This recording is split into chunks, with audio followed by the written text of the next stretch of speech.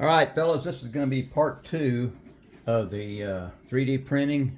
I'm sitting in the house here at my laptop and at the kitchen table, and I've got the washer running over here, so you might hear that. But guys, there's a lot of videos out here on this software and all kind of 3D printers, and I know it's hard to pick something when you don't know anything about it. But this is just going to be a basic run through of the software that I use, and this is you can see up here, this is the Shitterbox Basic version 2.3, and this comes free. When I bought my printer, this actually came with it, but before I received my printer, I went ahead and downloaded it offline and started messing around with it and got familiar with it. But this is a basic software, and I'm just going to take you through the basic points on here. I'm not going to really get into any detail, just the basic points on how you actually bring a file into the software, how you manipulate it, and what you can do with it, and how you finish it up to get it to your 3D printer. So let's get started here. As you can see, this is the basic desktop here.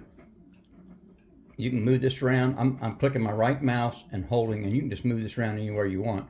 Or you can go up here. See that? Got the picture of the house? That's home.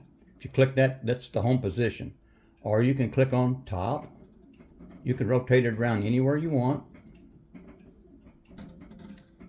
And if you ever get lost, just click the home and it brings you right back to here. But I kind of like to turn it around this way to start off with.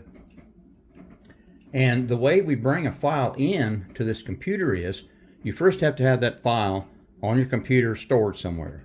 So we're going to go over here to Open, and that takes you to your computer, and this is the file where I keep my stuff. And we're going to open up one of these files, and this happens to be a blower. You can see there, that's a blower, and it's sitting right on the well, let me explain a little bit more too here. This, what you see right here, what that blower is sitting on, that's called the build plate. And when you get this software, and I'm not going to go through it, but when you get this software, you have to go in here to the settings, and you pick your printer, and it automatically sets this build plate up for your printer, what yours looks like. So there we have the blower,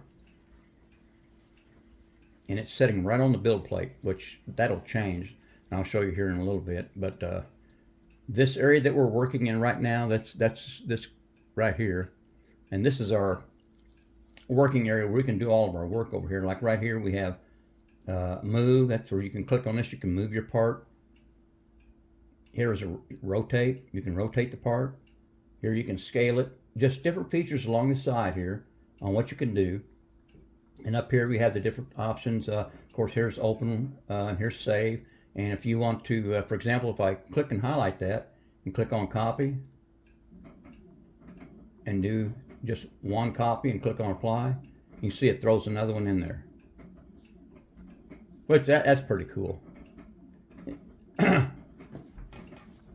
So we've got our blower in here, and now we have to set up a support system for this part that we want to run over to our 3D printer. So I always like to, it's best to angle these parts, because 3D printers don't like parts parallel to the bed. They don't seem to work all that great. So we're going to go over here to, remember, the rotate button, click it, and then you see all these different functions you have here. You can move it around anywhere you like. Now I like to tilt it up. Watch here. I like to tilt it up about 30 degrees. Then you can see how it's rotated. And that's about all I ever do. I used to rotate them a little bit this way as well, but anymore I've just been tilting them up about 30 degrees. Now we're going to go over here to this button here, and this is where we're going to set up our support system. Now you can see everything's changed. And over here, it's kind of, this section in the bottom left-hand corner kind of gives you a lot of information about your print, the printer you're using, the resin, the estimated time on how long it's going to take to print this. Right now, this is showing, if I was just to print that by itself, it's showing 44 minutes. So here we've got this part in here, and we need, now you see now it's raised up off the build plate because I've got this set at 5 millimeters up off the build plate. Okay, now we're going to go in here. Here you can see right here, this is what the supports look like. I always set mine at light. You can do the medium or you can do the heavy. I like the light, and then I don't change anything else. I go straight to the bottom and I click on automatic support. And look at that. You can see it added all those supports. Ain't that just cool? But for me, I like to think of this kind of as a starting point for the supports. This kind of gets you started, because if you tilt this up and look, you see it doesn't have supports all the way around this. So I'm going to zoom in. I like to kind of go in here and, now you see right here where it says automatic supports. Below that it shows a picture of a support and it says plus. That's where you add. So you can click here and add one, or you can click on the minus and highlight that one and take it back out. So I like to go in here and add some more supports. One right there and one right there, and tilt it up and look. And I like to get another one about right in there and right there. Just kind of go around the part, add a few more supports, and let's get a couple up here. Now you got to kind of think of this part. Think about a turkey. You know, when you slice your turkey. Now take that turkey and turn it up on its end so all the slices are going through this way. Okay? And that's how your printer works. That's because this software, it's a slicer. And that's what it does. It slices this your part. And it starts here at the bottom and starts slicing. So the first slices of your part as your printer is building it, I like to make those supports a little bit heavier or add more. There looks like there's quite a bit underneath there right now though, but you can see all these supports right here. I like to make sure that those are nice and supported. So I like to add a few more in there, because I don't know why, but it always seems to, if you don't get enough supports there, sometimes your part will fall off your supports because of these initial supports. But there we have our part supported. That's how it's going to print, just like you see it right there. It'll print this base piece here. That's what all these supports are sitting on. That'll print out, and these supports will print out plus your part. Isn't that cool? Now see if we get lost here, don't know where we're at. Go back up here to our home button. Takes you right back to that home position. And like I said, I like to work on it right here. Now, let's just say this was the only part we were going to print. Next thing I do is go back to this button here, go back to our main screen, our working screen, and I want to make sure I have this highlighted, and I'm going to go up here on repair. Over here, it's going to show you if you have any issues with any of your parts, and this one doesn't have any problems, but I like to always go up here and click repair. And if there's any issues with that part, it'll repair it. Ha! Most of the time anyway. I've had some where it didn't seem to work too good, but I think that was just a glitch in the software. But I always like to do that. And then you come down here to where it says slice. Click on slice and it goes through and it slices it.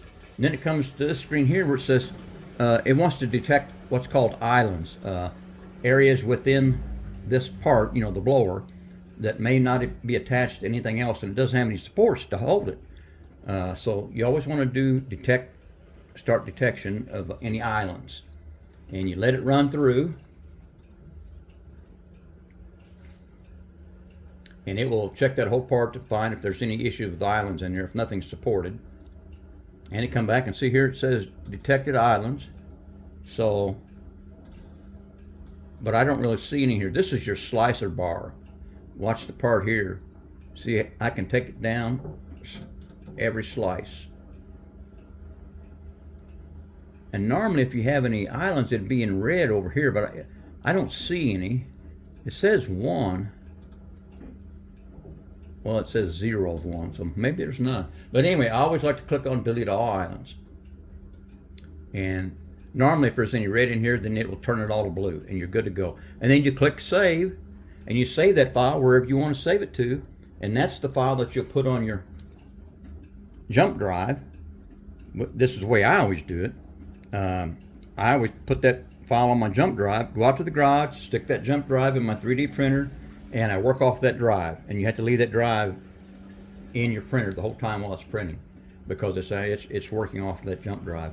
But this also has the ability to, if you want to send your file via Wi-Fi to your printer, you can do that as well.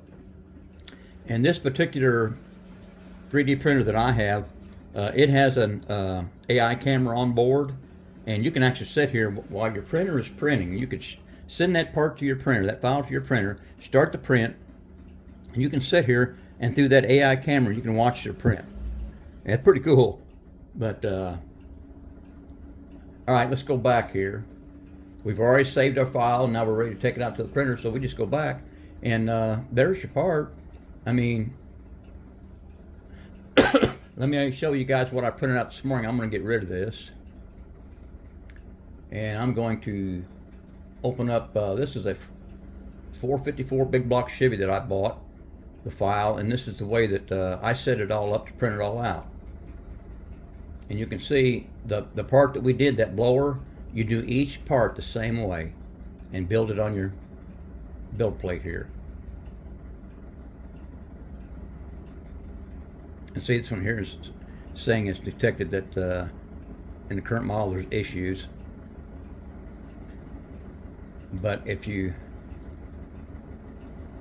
I've already, you know, you can click here, highlight everything. Everything's highlighted in blue now. And I always click repair, you know, like I showed you, and then do the detection for the islands, and everything seems to come out right. And that never does tend to go away, but I haven't had any issues with any of the printouts so far. So I'm thinking that's maybe an issue with the software there. But that's what they look like, guys. That's a 454 big block Chevy, supercharged. That's a file that you go online and you purchase. I bought this file, I think it was 10 bucks. I bought this file and I can print out as many as I want. You know, it's my file now. But that's the file that you get, and that's what you print out, and this is just the coolest thing.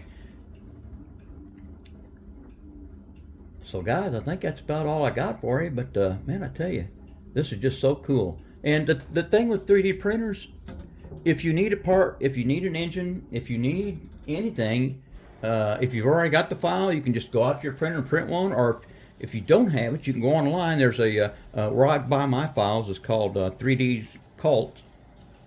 It's a place online where a lot of different fellows that generate these files, they sell them, and there's just a ton of stuff. And there's multiple sites out there on the internet, and you can just go out there and find what you want, buy it, and print it out. But the good thing to always do about these files is always do some research and find out who's got the better files, who's the quality person out there that's doing quality work, you know. So and you know, you'll learn that.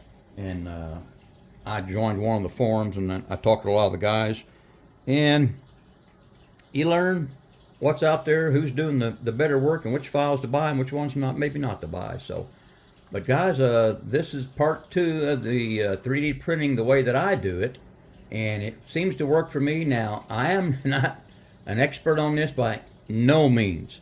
And is this the right way to do it? Hell no. It's not the right way, it's not the wrong way, it's my way. There's different ways you can do this. You don't have to use this Chitterbox software. There's other software out there. If you want, you know, it's free. I mean, there's some you can buy and there's some that's free. I don't have any issues with this software. It does what I need it to do, and I'm happy with it. So, all right, guys, I think I'm gonna cut this off. I don't want to keep it too much longer. So, that's part 2 of 3D printing and the software side. All right, I'm done.